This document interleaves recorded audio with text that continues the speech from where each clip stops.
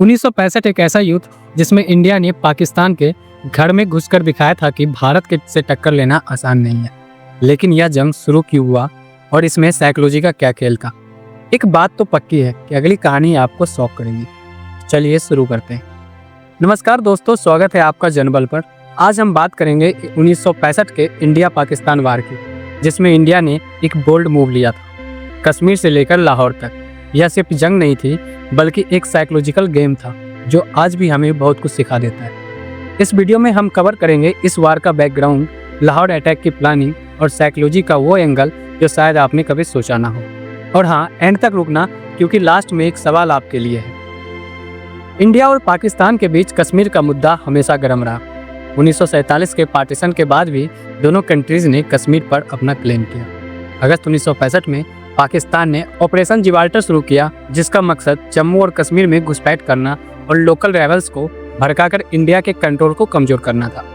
पाकिस्तान के प्रेसिडेंट अयूब खान और foreign minister Zulfikar Ali Bhutto को लगता था कि 1962 के इंडिया चाइना वार के बाद इंडिया कमजोर है और कश्मीर के लोग उनका साथ देंगे। लेकिन ये प्लानिंग फेल हो गई, क्योंकि लोकल कश्मीरीज ने पाकिस्तान का साथ नहीं दिया और इंडिया ने डिसाइड किया कि अब जवाब देना जरूरी है। और इस जवाब का नाम था ऑपरेशन रिडेन। इसमें इंडियन आर्मी ने न सिर्फ कश्मीर में काउंटर किया, बल्कि सीधे पाकिस्तान के लाहौर तक चढ़ गया। 28 अगस्त 1965 को इंडियन आर्मी ने हाजीपीर पास पर कब्जा कर लिया। यह पास स्ट्रेटेजिकली इम्पोर्टेंट था, क्योंकि इसने जम्मू कश्मीर से श्रीनगर तक का सफर 200 किलोमीटर से ज्यादा कम कर दिया।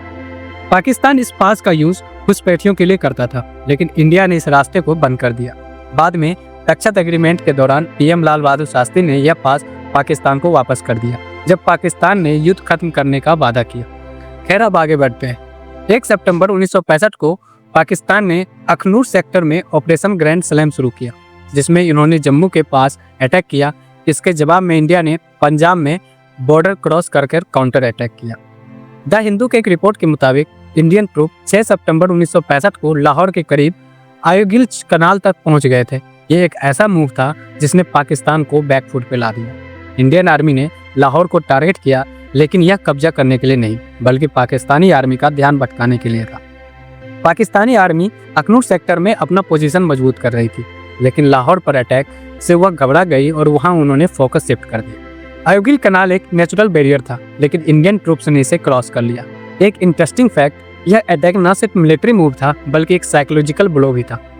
जो पाकिस्तान ने सोचा था कि इंडिया सिर्फ डिफेंड करेगा, लेकिन यह डायरेक्ट अटैक उनके लिए बहुत बड़ा शॉक था। इस अटैक से इंडिया को फ्यूचर टॉक्स में लेवरेज भी मिला। यह वार सिर्फ जमीन पर नहीं, दिमाग में भी लड़ा गया।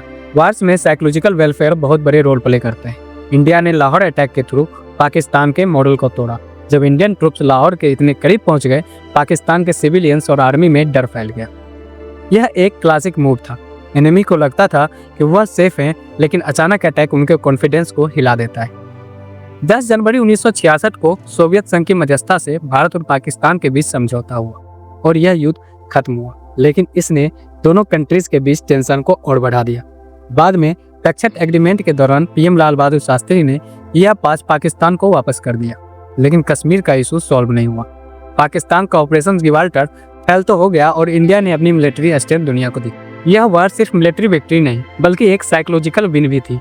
आज भी हम इससे सीख सकते हैं, यूनिटी, स्ट्रेटजी और करेज कभी फेल नहीं होते। कमेंट में जरूर बताएं, और अगर यह वीडियो पसंद आया है तो लाइक और शेयर करना ना भूलें। जय हिंद।